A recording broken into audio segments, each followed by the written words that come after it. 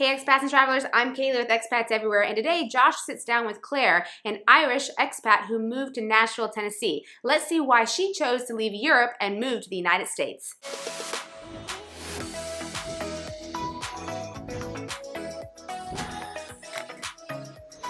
All right, guys. Well, I am here with the all energy, all action Clare Cunningham. We're going to talk about her wild life, being a professional musician that has moved to the US. So let's start at the beginning. What were you doing before you started touring the world as a professional musician?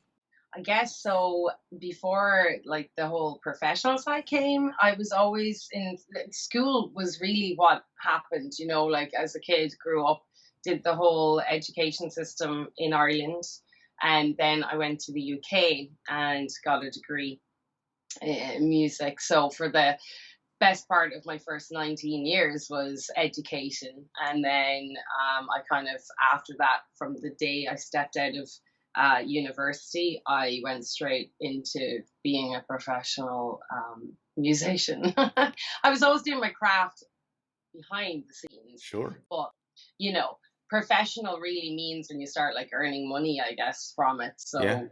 I was about 19, 20 when that started kind of happening. So, And then yeah. what year did you end up leaving Ireland and start touring internationally? I moved out of my house when I was 18, but I didn't leave Ireland until I was 20. Okay. And then I was in the UK. So I lived out of home for 2 years. I moved up to the city, in Dublin. Um, but then it wasn't until I left. I was 20 years old when I fully left. 19, 20 when I fully left Ireland. And where all Uh, have you lived abroad? I've lived in London. I've lived in Wales. So both of those are UK based. Then I lived in Stockholm, Sweden for 5 years, but like that was my base, but like we toured everywhere. So, I mean, but that's where I was actually based. And now I am based in Nashville. I lived in Nantucket Island for a little bit. My sister's there. So I guess for me, I always feel like, yes, this is my stomping ground, but I never feel like I live anywhere because I'm always on the go. Right on. Yeah, Stockholm, Sweden is actually a really popular one among both Americans and British to go to and be expats in. But let's talk about Yes. how did you arrive to the conclusion of you should move to the US to continue your musical career? Well, I always wanted to be in America. So Okay. the Swedish thing was never my intention. I woke up one morning and I literally, to really put it short, had a phone call that changed my life. And I was asked to be the lead singer of a rock and roll band and kind of sold everything and moved there. I was traveling over and back for a year and a half, of course, doing that. Um, but I always had a love for America and I always saw myself in America. But that kind of derailed me in a way, but for good reason, because it gave me all the tools and all the equipment musically and just mentally and mature. Um, I was more mature then when I was able to then make the steps to come to the US. My time in the rock lineup really, I just found was I had done my um, duty, I guess. And a lot of people ask, well, why would you leave? But Yeah. I wasn't. It wasn't what I wanted anymore. There's always internal things that happen in life that not everybody has to hear about, and so yeah. To put it short, Stockholm and the whole Swedish and European thing just happened. But yeah, I started making waves to come to the US, which Okay. took a long. Well, I'd love to jump into that because I know that there are a lot of people that want to move to the US and there are a lot of people that do it successfully. But I'm curious from your perspective, what were some of the obstacles that you had to overcome to get to the US and what was it like obtaining your O1 visa? Yeah. Anybody who's not in that world or has no idea what goes into that, I promise you from the bottom of my heart, that stuff is hard. Yeah. Well, the first thing I did was start looking into visas, what's available to one if they want to make such a transition. Secondly, I got some legal advice. So I started calling some lawyers that were recommended to me, having conversations with them about what are my options here if I want to move to the US. There were so many options. I don't like too many options. I like people to like, here's what you should do. This is the best route. Okay, I'll do that. Yeah. No, it wasn't as simple as that. So we came to the conclusion that if I wanted a long stint in America and I wanted to do it, I had enough, luckily through my career, I had enough things obtained that gave me a good status. And the O1 visa, for those of you who look into it, you need to have a certain number of things in order to even apply for an O1. It's known as the Extraordinary Ability visa. So a lot of musicians, athletes, actors and that kind of thing, if they want to have work in the US, you don't have to live in the US to have an O1. It allows you to tour, but it gives you 3 years. So that was, I found that to me was going to be the more prevalent one, because when I was making the move, I wanted to make a big move. I didn't want to just go for 6 months and on a tourist visa. And there's a lot of things on different visas that stop you. You're not allowed to do certain things. And so started gathering the paperwork after I got an actual lawyer in New York who deals with this specific visa itself.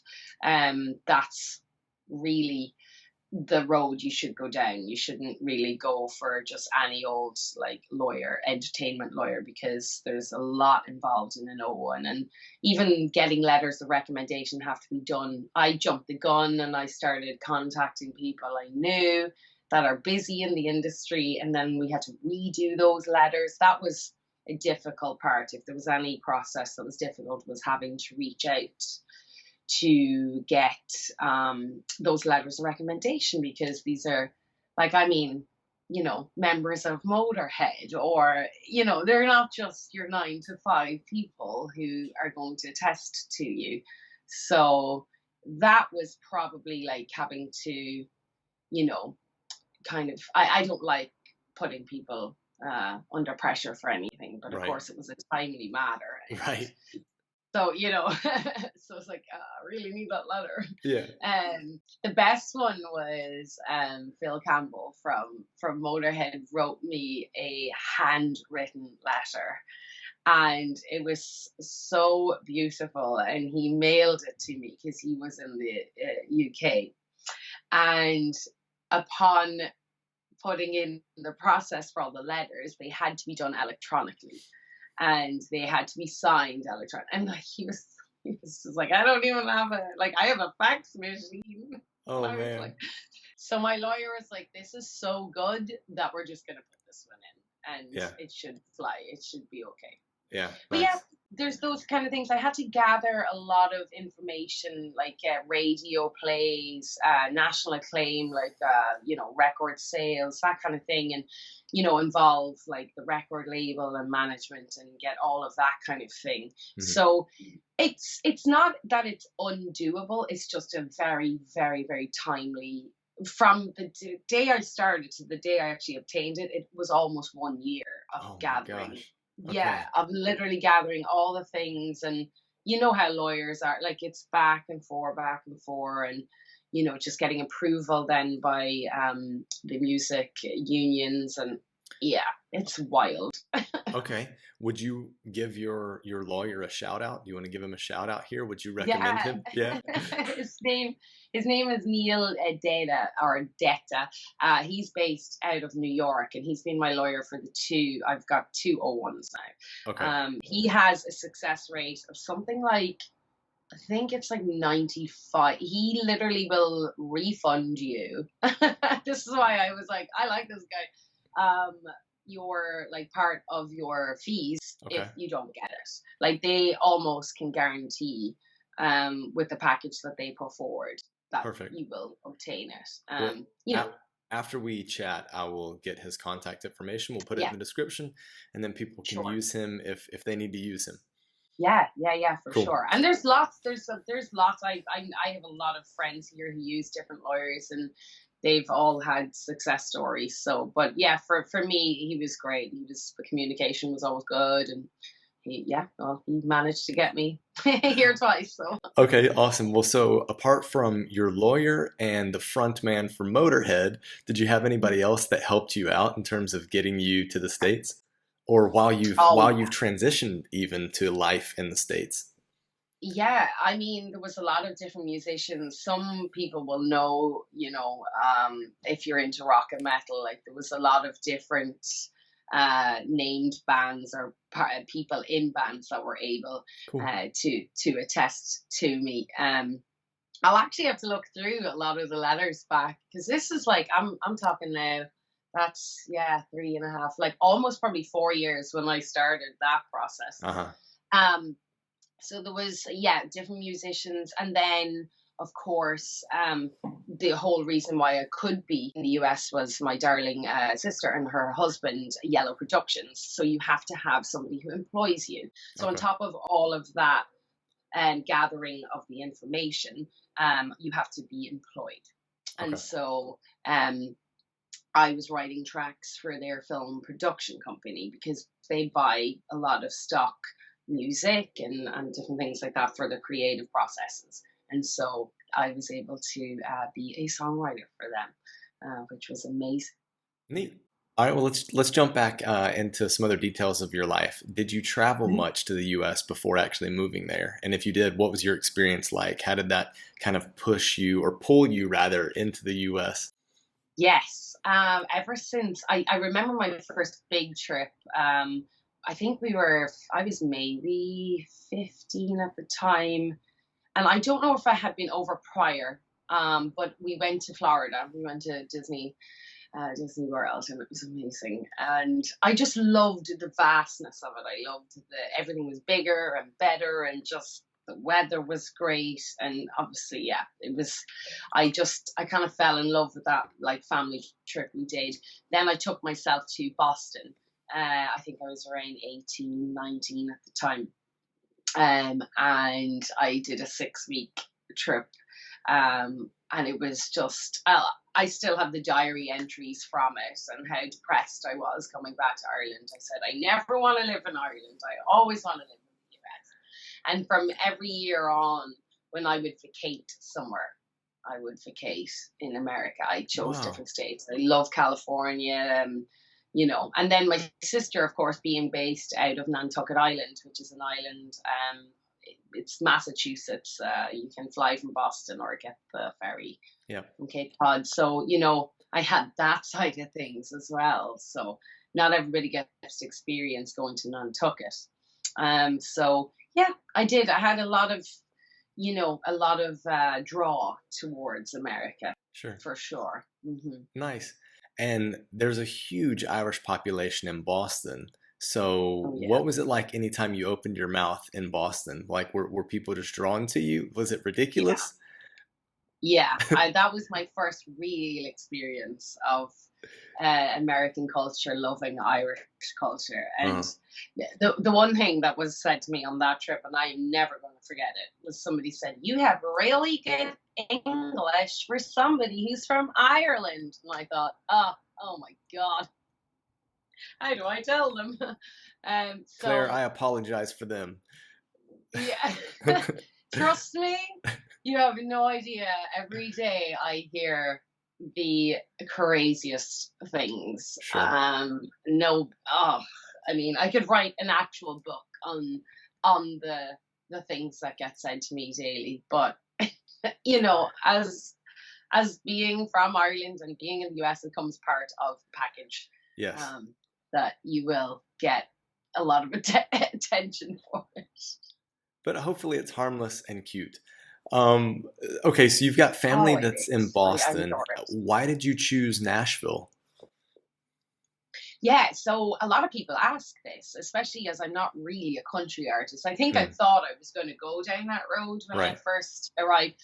I actually really wanted to be in California. Okay. Because the way I live my life, I'm very into my health, my fitness, nutrition, and I love the beach. That side of life is as important to me as the music, and so I think I was wanting to go there, but I did get a lot of people saying, look, like, if you're going to go anywhere musically, typically you're going to go either LA, Nashville, or New York. Mm. And having dealt with all of the winters that I had endured in Scandinavia, I did spend a stint of time, obviously, on Nantucket because I was employed by Yellow Productions there. And so my whole goal was to be on Nantucket and travel. But Nashville was somewhere I had visited one time prior to moving there, just for a few days, and I loved it. I just loved the vibe, the people, and I knew it was somewhere that was going to be a lot easier to probably, make a move to rather than LA, because of just, well, lots of reasons, I guess. But yeah, because Nashville's Music City, and so you don't have to be country. In fact, it's more advantageous if you're not what everybody else is, actually. Right. Yeah. So I've learned. Yeah, that totally makes sense. Hmm. So you're 3.5 years, more or less, into being in Nashville, right? Hmm. Have you adapted? What was the adaptation process like? Yes, I guess I felt really at home from day one, Cool. actually. It's one of those places that's very friendly. And so, as a Mm. culture, like being from Ireland, we're very open and everybody helps everybody. Mm. So, that is not the way a lot of Europe works, though.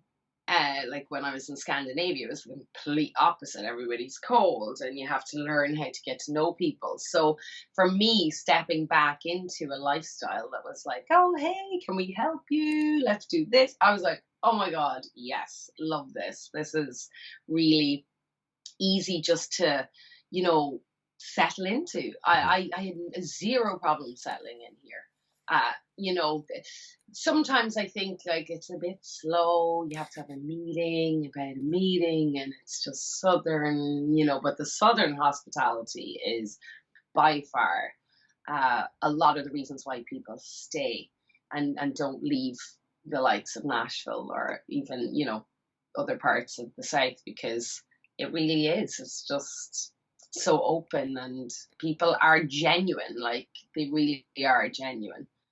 Nice. Well, I mean, even when we jumped on this call, here I am wanting to make a lot of small talk with you, just because that's very cultural for me. Yeah. I'm from Southwest Virginia, Northeast Tennessee, and that's just normal for me. So I hope you Yeah. felt like that was a normal thing for you now that you've been Yeah. in Nashville.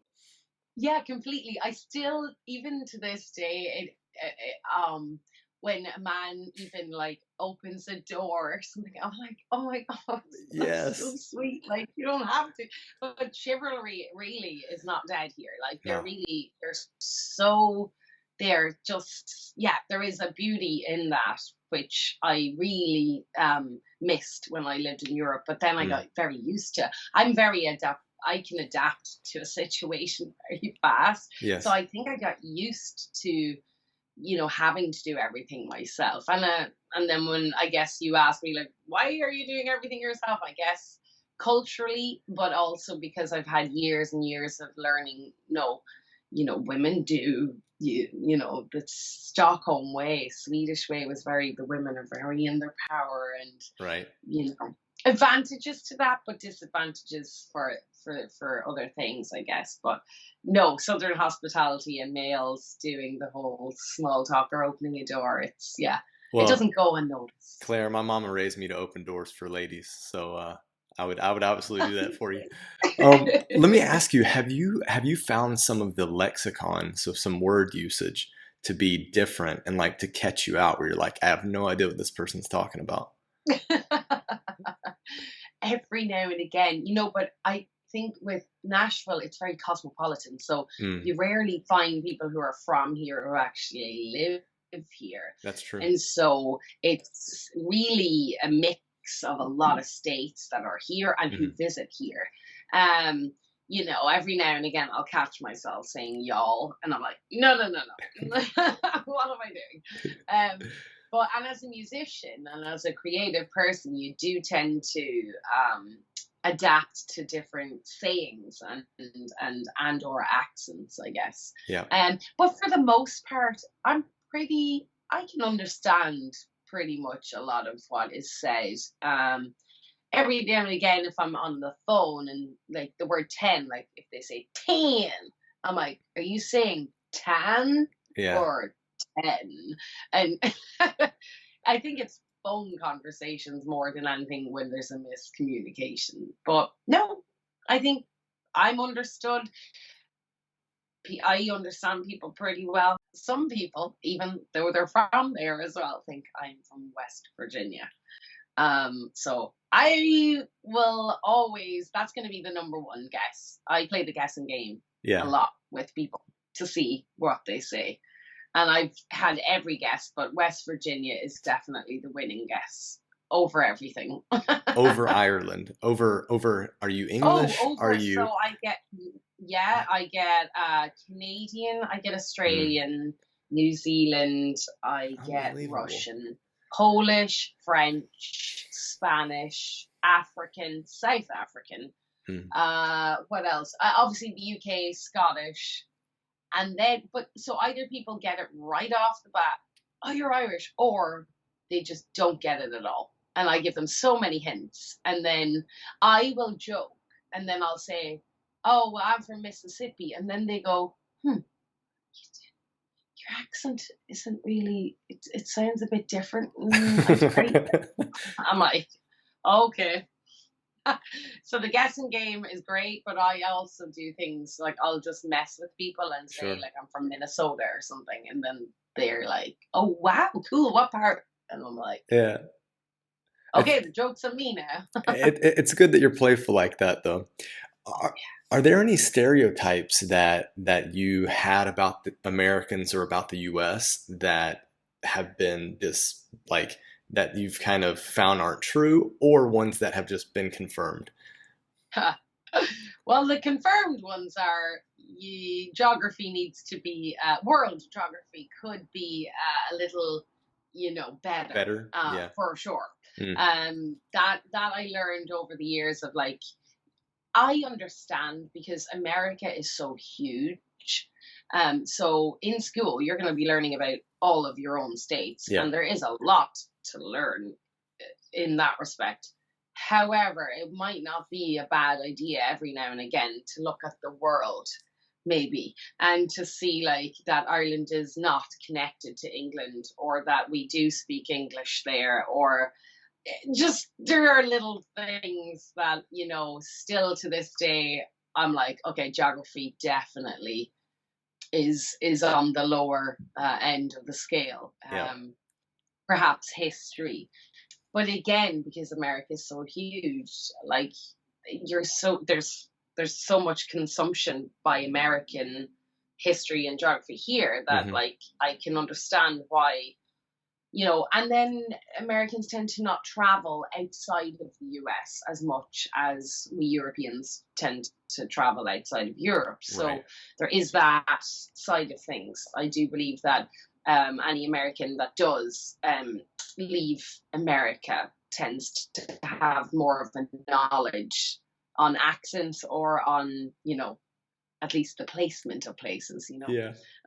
So true. Yeah. So true. Yeah. Well, tell us, how has moving to the U.S. Helped your career? I believe it's helped my career because I think people here are big consumers. They're, they're very into, if they're into something, then they'll go all into it.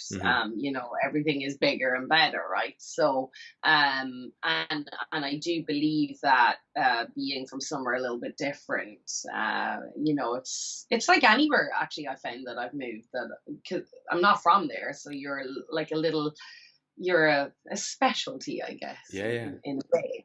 And of course, most people have Irish heritage here, so they just latch onto that like right away.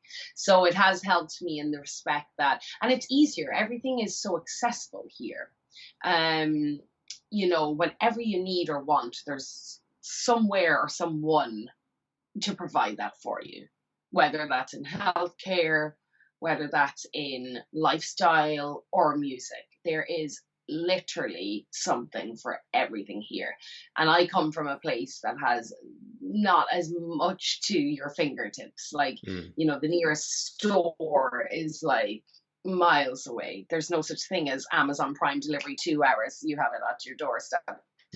So there is, I think, in you can evolve, I think, a little bit quicker in America because of the way things roll here, and they just want content. So they're advantageous in the fact that, like, if you're a product and you can make them money, then you're worthy to have. Okay. So it sounds like it's not just professional, but personally, you've seen some great benefits.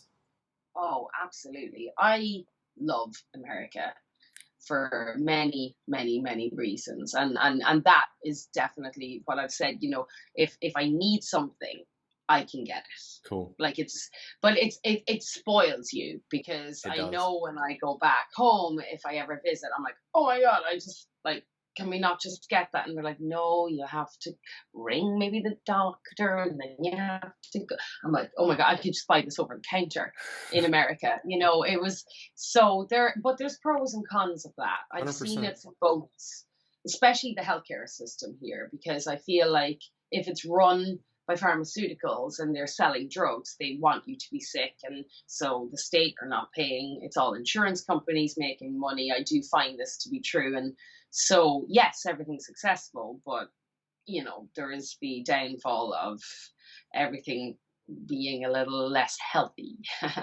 and more geared towards what drugs can you take, rather than the health side of things, which is Europe, where when the state are paying for you, you need to be healthy, and it's advantageous to them for your health to be of benefit. So there's definitely the personal side of that.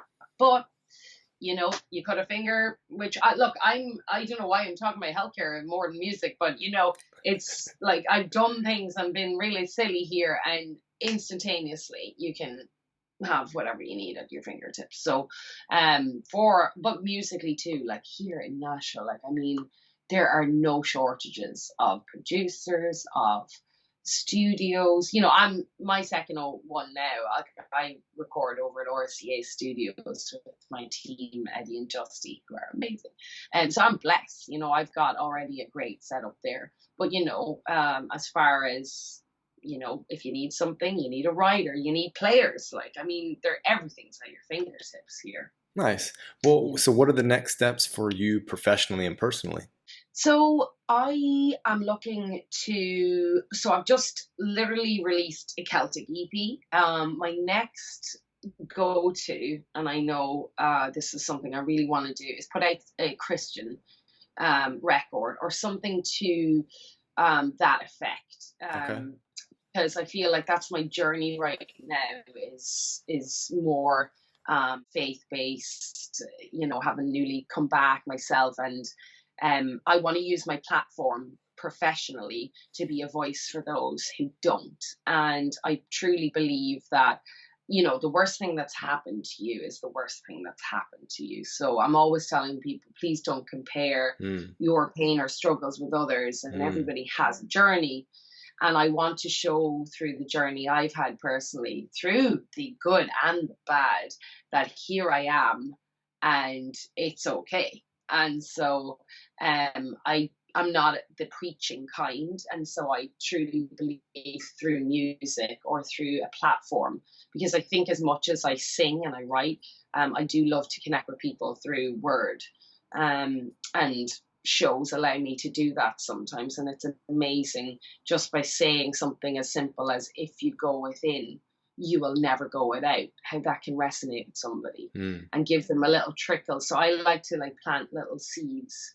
You don't have to plant a seed and watch the tree grow in an hour. If you just give people little But and I think people, make assumptions. They might look at the outer exterior or appearance and think one thing, but then when upon learning, through your songs, through your words, oh wow, okay, this person is not, you know, there's a lot more depth to Hmm. this person. And so I just want to professionally and personally show people, a mental, physical, and spiritual advocate. And that, yeah, and it's a lot of it's work. I want to show people that you don't just sit and you know around and it all comes to you. There is a Sure. certain amount of work involved in that. I think that's Yeah. great, Claire. That's awesome. You actually said something that really leads me into my next question. You were talking about your lyrics, and I'm curious Yeah. to know about how your lyrics resonate with other Irish expats. Mm. Yeah. So There are a because lot of Irish out there in the world, so there are, yeah. I actually, so there's a song personally that I have, and it's on the EP now, and it's called No Place Like Home. Hmm. And I remember the first time having just wrote it, I got to actually, it was like 3 years ago, actually 3 years ago, Mm. we were all in Nantucket, and uh, I have dear friends who live there too. And I said, listen, I just wrote this one. Do you mind if I try it? And I mean, we were all crying. Um, and even to this day, she's a great friend of mine, Lorna Dollery, and she's lived in the US like 8 years now herself, I think.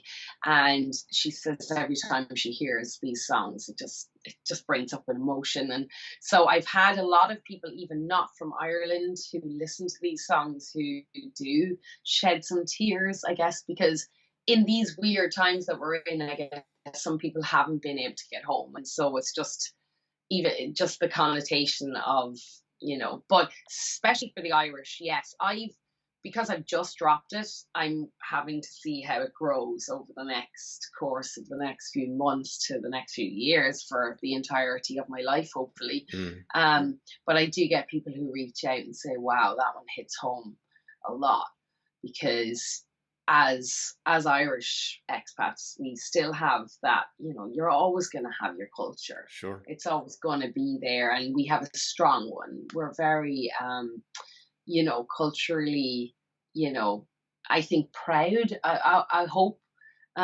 Maybe I wasn't always, I was always like, oh, Ireland, you know. Yeah. When I first moved away, I just wanted to get rid of it, and I was like, America. Whereas now I have more of a newfound love for home that I Yeah. probably wouldn't have had if I'd stayed, I think. Yeah. No, I 100% get that. I mean, my wife and I, we've been living abroad for 13 years now, and we're still very proud Americans. I mean, we've been able Yes. to have these experiences abroad where we understand better the very good things that we do well in the US, but also the things that Right. we need to improve on. Proof But we're one. still Yeah. very proud to be American. Yes. Yes. Okay, so before I That's ask you. my last question, I Yeah. do want to know about this EP. Where can people find it? Yeah. I'd like to put links in the description below. So tell us about it. Sure. Yes. I have made it as hopefully easy for everybody. It is available digitally on every single major platform that you can get music. And there are links on all of my socials. I direct people typically to my website only because there is the one, or Linktree, but there is the one place that has every single social platform clickable to whoever wants it. So that's usually the easier way. It's clarecunningham.music.com, but I'll give you the links. And then, Yep. it depends on where people listen. Spotify, Pandora, Deezer, iTunes, Apple, that kind of thing. And then I decided, for those old schoolers like myself, and people are always asking me for CDs. Do you have a CD for sale? Typically, the older generation do. So I thought, you know what? Let's just see how I get on if I order a batch of physical CDs, and they're flying out the door. I mean, I can't even keep up. As you saw before we started, I'm like, I'm trying to get all my like shipments out. So there are physical CDs also available. And again, whether you're on whatever social platforms, there's links to all. Every bio typically has a link to either the physical or the digital. Okay. And the shop tabs. But if anybody ever has questions or they have any trouble, I always tell them, like, please reach out to me. That's okay. I can, again, I will get around to answering people as best I can. But yes, it's basically available everywhere. Okay. So, it should, and maybe I'll do some vinyl. I don't know. People are asking about that, but for right now, I just have my workload cut out for me right now.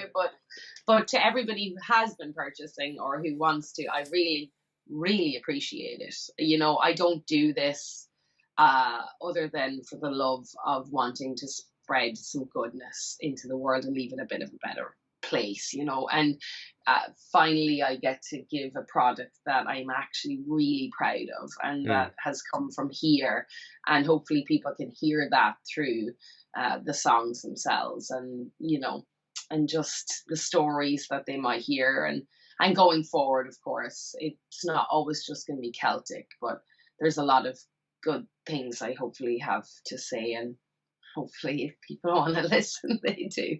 Oh, we hope so too, Claire. Well, at Expats Everywhere, we believe that living abroad transforms lives. How has living abroad transformed your life?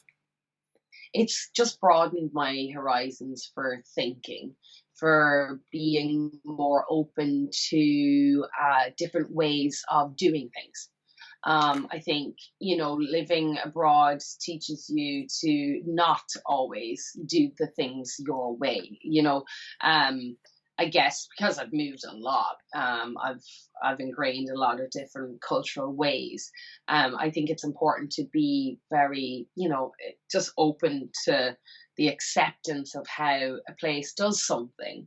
I don't ever believe in coming into somewhere and instilling my rules or my thinking or my, it's not about that. You should be very open to realizing, okay, this is how this country works. Yeah. I feel like there needs to be a respect when you move somewhere. I've never liked the look of when places change the way they run because there's certain cultures coming in. We should all be one, but if you're going to move somewhere, I truly believe you respect the laws and the way they roll. Otherwise, move. Don't start in like this whole the way like religion start coming in and changing the outlook of somewhere or politics. And I think that's one thing maybe that's happening, or they're afraid that's going to happen now in America, is like all the West Coast are coming to the South and all the like. If you're going to move, just be open to this is how they roll here. But I always believe change is a good thing if it's for the benefit of everybody involved. So for sure, I think moving abroad has broadened my horizons in my thought process for just being open to people, places, things, rules. And it gives you more stories. It gives you more insight into other people's lives and how maybe, advantageous yours is or not. There's, connecting with people on a level that's, you're learning about something new and how people do things. And I think that can only be a beautiful thing. So. Awesome. Clare Cunningham, thank you so much for meeting with Expats Everywhere. We appreciate it. If you're interested in videos like this or you want to get more information about leaving your home country and living abroad, then make sure you subscribe to Expats Everywhere. Now let's get moving.